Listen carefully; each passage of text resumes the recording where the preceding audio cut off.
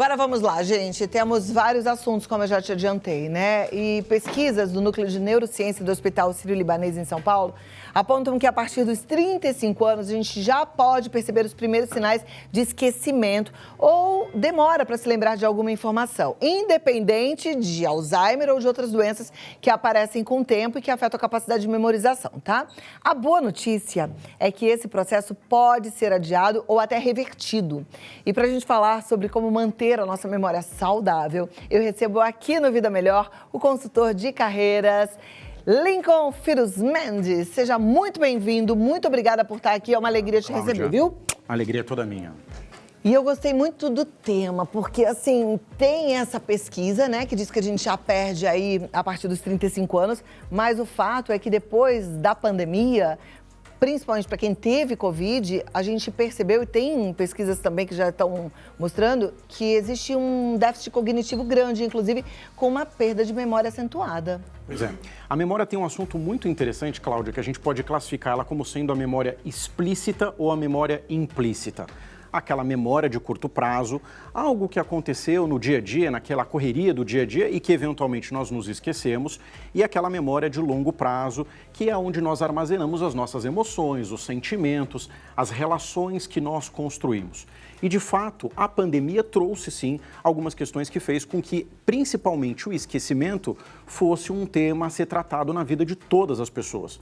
Porque o esquecimento, diferente da memória, ele é classificado em níveis. Então, eu posso ter um esquecimento baixo, médio, moderado e alto.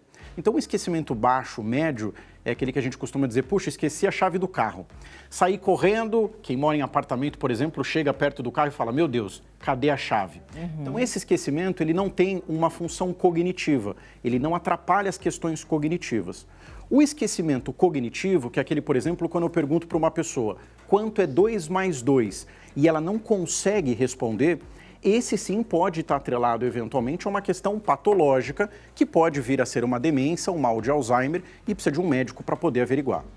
Como é que a gente percebe se a gente está numa questão ou na outra? Bom, na memória a gente pode dizer que basicamente nas relações do dia a dia e principalmente quem convive com a gente. Com a história da vida moderna, com as relações que voltaram no pós-pandemia, é natural que as pessoas tenham que fazer um novo hábito no seu dia a dia. Então, antigamente, quem trabalhava de casa remotamente tinha um hábito e se acostumou com aquele hábito. E ao voltar para o trabalho, por exemplo, presencial, é natural que você tenha aí alguns esquecimentos, porque o próprio cérebro se desacostumou com aquela atividade.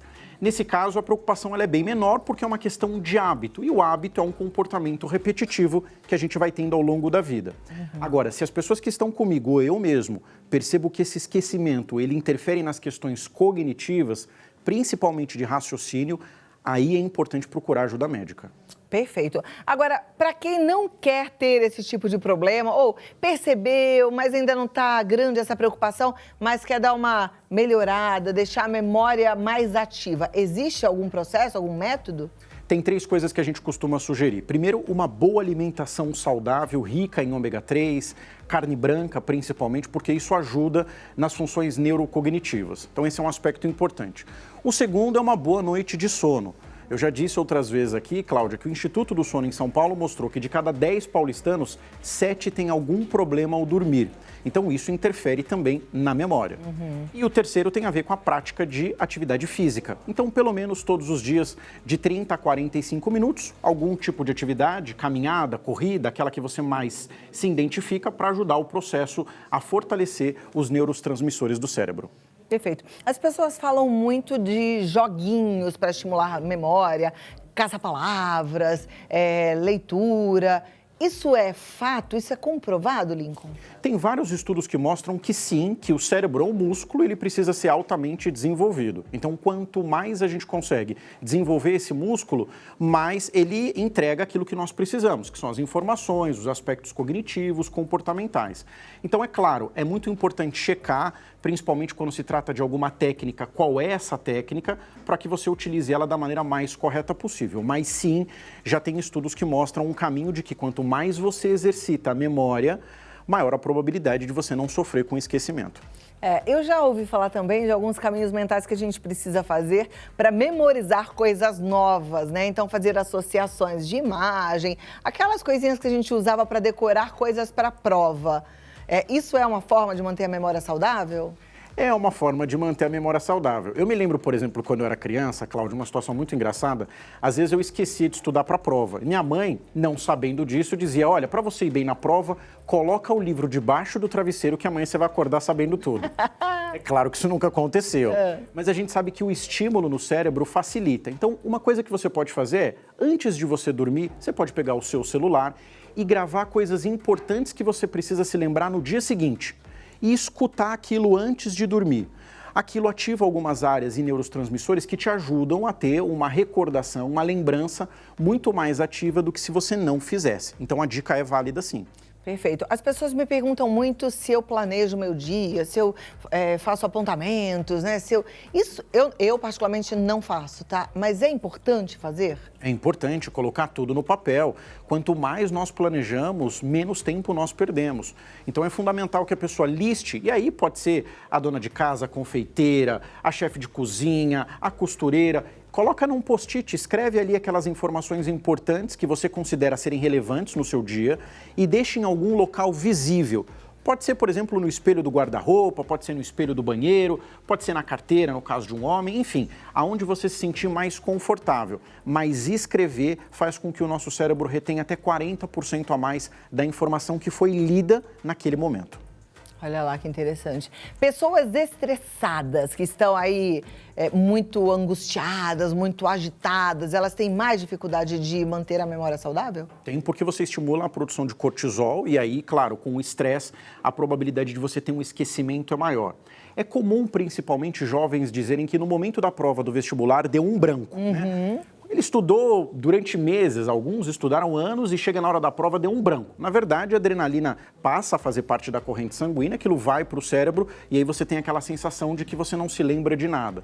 Mas isso muitas vezes com exercício de respiração, de meditação, com uma boa noite de sono, pode evitar esse tipo de prejuízo num momento como esse. Maravilha. Para quem veio da pandemia e agora saiu do home office pensando na turma que trabalha e foi lá para o trabalho presencial ou para outras situações da vida em que a gente precisa mostrar que, cognitivamente falando, a gente está bem, mas na hora do vamos ver, vem esse branco, o que você sugere? A pessoa ela deve ser transparente, por exemplo, falar para o chefe, a minha cabeça não anda lá muito boa, ou tenta disfarçar ao máximo? Eu acho que não é o que você diz, mas como você diz. Porque, por exemplo, dependendo da afirmação que você faz, você pode acabar causando ali uma preocupação.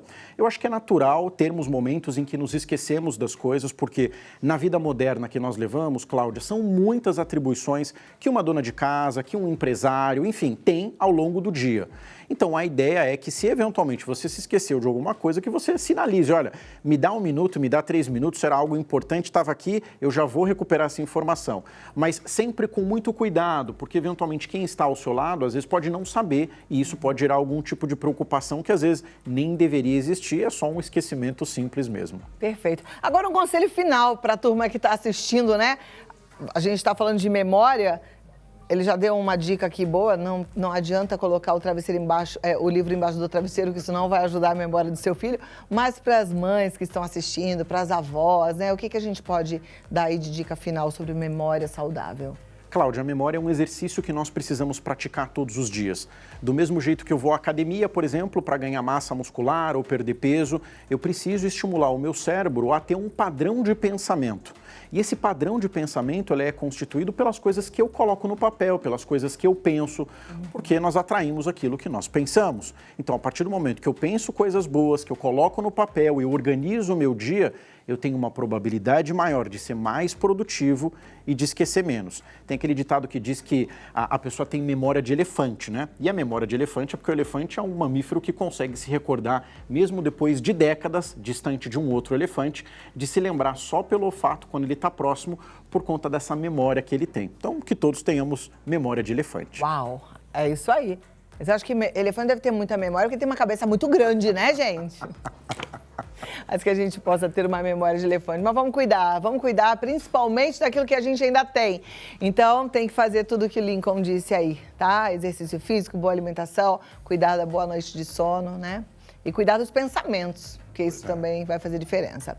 Lincoln Firuzmendi, ele tem um canal no YouTube com tantas coisas boas, inclusive você que está assistindo, mãe, pai, vovó, indica para os seus filhos, para os jovens, porque ele faz gestão de carreira, ele tem um monte de dicas importantíssimas para esse momento, inclusive, que tem tanta gente precisando se reinventar e conseguir uma recolocação, né?